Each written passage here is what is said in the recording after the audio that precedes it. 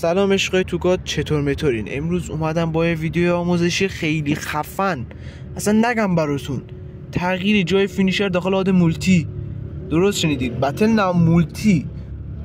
این ویدیو آموزشی خیلی خفنه، پس حتما لایک رو بکوب، من چنل رو ساب کن، حمایت هم کن تا انرژی بگیرم. بریم که واسه آموزشش.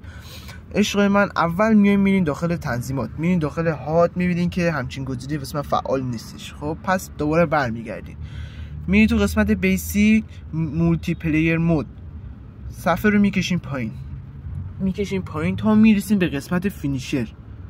ببینین همینطور که دارم بهتون نشون میدم، میکشین پایین تا قسمت فینیشر یه کویک نایف نوشته، این رو آن کنین. بعد اینکه آن کردین دوباره میرین تو قسمت کنترل، بعد تو هاد مولتی میبینین که یه گزینه نایف مانند واسهتون اومدش. این همون فینیشره. حالا دوست دارین بزرگش میکنین، کوچیکش میکنین، چپ میبرین، راست میبرین، هر جور دوست دارین میتونین انجام بدین. بعد اینکه فعال کردین دوباره میرین تو قسمت بیسیک، این رو حتما آف کنین، گزینه کویک نایف رو. بعد اینکه فینیشر درست کردین حتما آف کنین. این ویدیو آموزشی خیلی خفن بود، خیلی گشتم تا تونستم جای فینیشر تو هاد مولتی پیدا کنم و گفتم واسهتون به اشتراک بذارم.